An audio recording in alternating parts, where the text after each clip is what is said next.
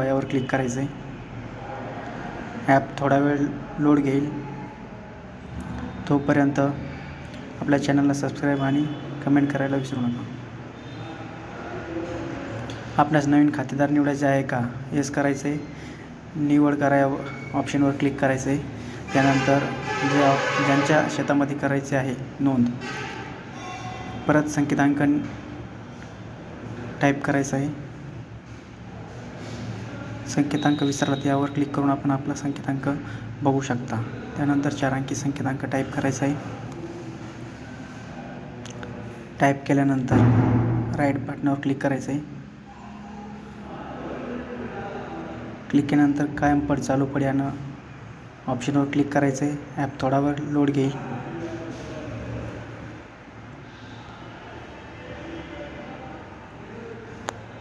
त्यानंतर खाते क्रमांक निवडा यावर क्लिक करायचं आहे. 8चा खाते क्रमांक टाईप करायचा आहे. गट क्रमांक. त्यानंतर कायम पड चालू प्रकार पगार निवडा. कायम पड ह्या ऑप्शनवर क्लिक करायचं आहे. त्याच्यानंतर पडवरती खूप सारे ऑप्शन आहेत. त्यामधून आपल्याला बोरवेलची नोंदणी करायची आहे. त्यामुळे त्याच्यावर कूपननलिका पड या ऑप्शनवर क्लिक करायचं आहे. तुम्ही बघू शकता खाली खूप प्रकारचे ऑप्शन आहेत. त्यावर आपल्याला ज्या प्रकारे नोंद करायची आहे त्या प्रकारे आपण नोंद करू शकतो. विहीरची नोंद करायची असेल तर ते दिलेले आहे 1 विहीर पड, 2 विहीर पड, अशा प्रकारे आपण विहीरची पण नोंद करू शकतो. तर आपल्याला निवड करायची आहे. 1 मिनिट, याच्यामध्ये शोधायचं आहे आपल्याला.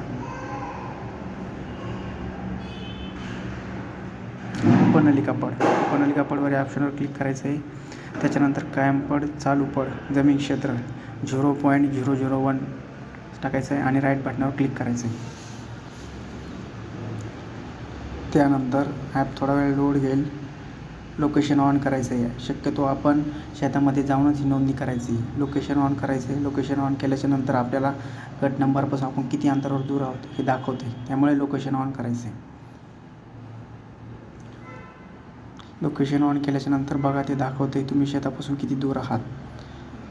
मग आपल्याला जिथं कुठं बोर असेल शेतामध्ये तिथे जवळपास जायचं आहे. अद्ययावत करा या ऑप्शनवर क्लिक करायचं आहे. जसं आपण जवळ जाईल तसं आपल्याला ते अद्ययावत करा अंतर कमी कमी दाखवत जाईल.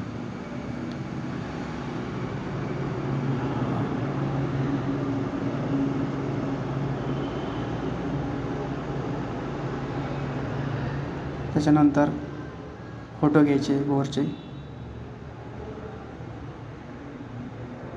फोटो घेतल्याच्यानंतर परत एक फोटो घ्यायचा आहे. दुसरा नाही घेतला तरी चालतो. आणि फोटो घेऊन खाली जे राईट बटन आहे त्यावरती क्लिक करायचं आहे.